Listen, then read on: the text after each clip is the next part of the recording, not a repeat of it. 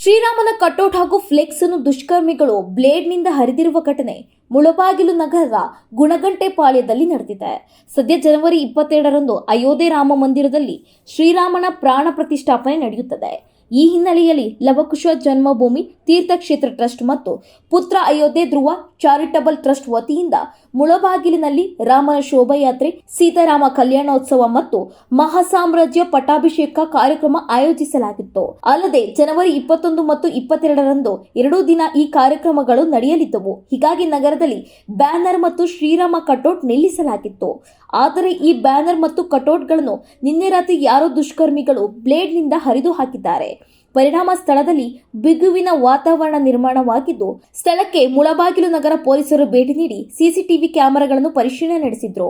ಇನ್ನು ಸಂಸದ ಮುನಿಸ್ವಾಮಿ ಹಾಗೂ ಮುಳಬಾಗಿಲು ಶಾಸಕ ಸಮೃದ್ಧಿ ಮಂಜುನಾಥ್ ಸೇರಿದಂತೆ ಹಲವು ಮುಖಂಡರು ಸ್ಥಳಕ್ಕೆ ಭೇಟಿ ನೀಡಿ ಪೊಲೀಸರಿಂದ ಮಾಹಿತಿ ಪಡೆದರು. ಈ ನಡುವೆ ಪ್ರಕರಣ ಸಂಬಂಧ ಮುಳಬಾಗಿಲು ಪೊಲೀಸರು 2 ಆರೋಪಿಗಳನ್ನು ಬಂಧಿಸಿದ್ದಾರೆ.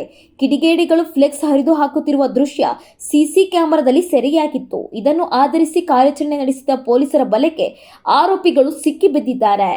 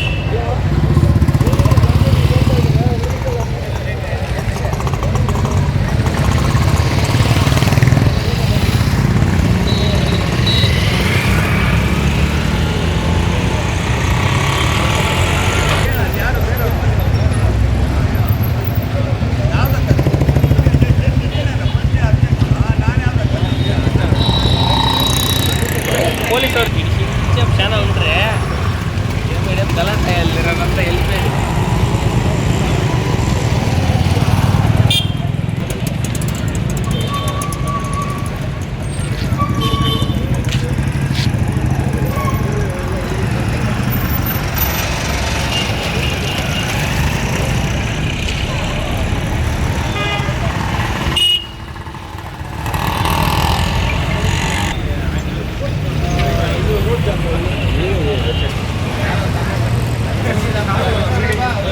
ಪಬ್ಲಿಕ್ ಅಲ್ಲಿ ಸಾರಿ ಕೇಳಿಸಿದ್ರೆ ಜನ ಸುಮ್ಮನೆ ಇರ್ತಾರ.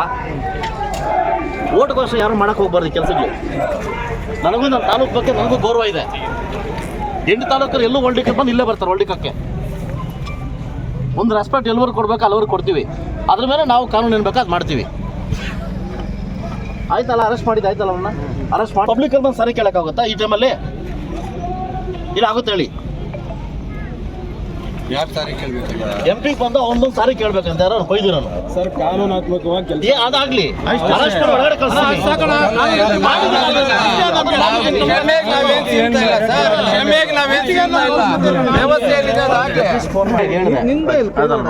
ಒಳಗಡೆ ಕ್ರಿಯೇಟ್ ಮಾಡ್ತಾರೆ.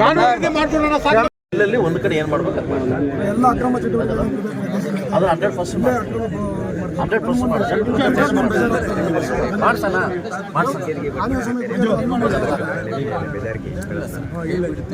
ಪದೇ ಪದೇ ನಮ್ಮ ಮೇಲೇನೆ ದಬ್ಬಾಡ್ತೀವಿ. ಎಲ್ಲರಿಗೂ ನಾವು ಸಪೋರ್ಟ್ ಮಾಡಿ ಎಲ್ಲ ರೀತಿ ಮಾಡಿದ್ದೀನಿ. ನಾನು ಬೆಳಗಿಂದ ಇದೇ ಕೆಲಸದಲ್ಲಿದ್ದೀನಿ. ಕಾನೂನು ರೀತಿ ಕ್ರಮ ತಗೊಳ್ಳೋದು ಫಸ್ಟ್ ಕಂಪ್ಲೇಂಟ್ ಬೇಕು. ನಾನು ಆಗಿಂದ ಕಂಪ್ಲೇಂಟ್ ಕೊಟ್ಟಿದ್ದೀನಿ.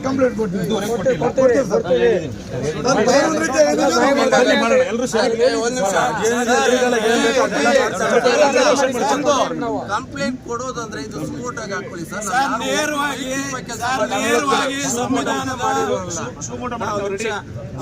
ಕೇಸು ಒಳ್ಳೆ ಸ್ಟ್ರಾಂಗ್ ಆಗಬೇಕು. ನೀವು ಕೊಡೋದು ಯಾಕಂದ್ರೆ ನಾವು ಕಾನೂನಿಗೆ ಗೌರವ ಕೊಡ್ತೀವಿ. ಒಂದು ನಿಮಿಷ ನಮ್ಮೆಲ್ಲ ದಬ್ಬಾಳಿಕೆ ಆಗಿದೆ.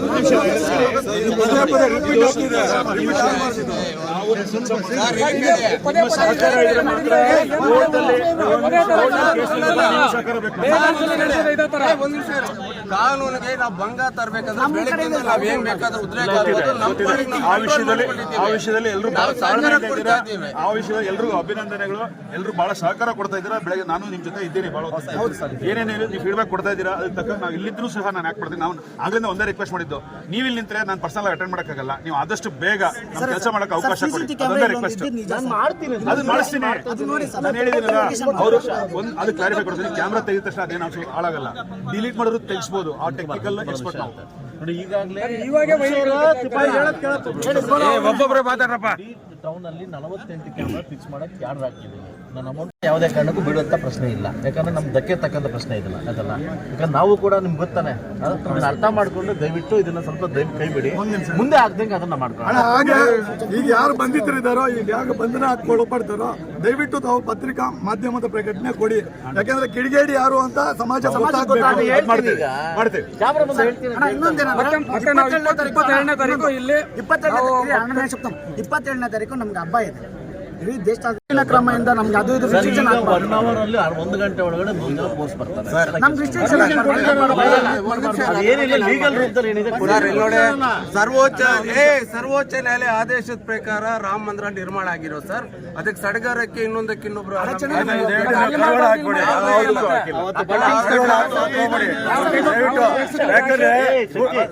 ಒಂದ್ ನಿಮಿಷ ನಾನು ಹೇಳ್ಬಿಡ್ತೀನಿ.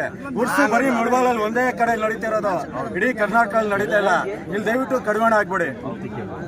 ಇಡೀ ದೇಶ ನಡೀತಕ್ಕಂಥ 22 ನಮ್ಗೂ ಪೊಲೀಸ್ ಬೇಕಾಗುತ್ತಲ್ವಾ. ಕಾನೂನು ವೃತ್ತಿಗೆ ಸೂಕ್ಷ್ಮವಾಗಿ ಎಲ್ಲ ಏನು ಮಾಡ್ಬೇಕು ಅದು ಪೊಲೀಸ್ ಡಿಪಾರ್ಟ್ಮೆಂಟ್ ಮಾಡ್ತಾರೆ, ಅನುಕೂಲ ಮಾಡ್ಕೊಡ್ತಾರೆ. ಸಮಾಜಕ್ಕೆ ಏನು ಧಕ್ಕಾಗದೆ ಮಾಡ್ಕೊಳ್ತಾರೆ. ಅರ್ಥ ಆಯ್ತು ನಿಮಗೆ? ಇಡೀ ದೇಶ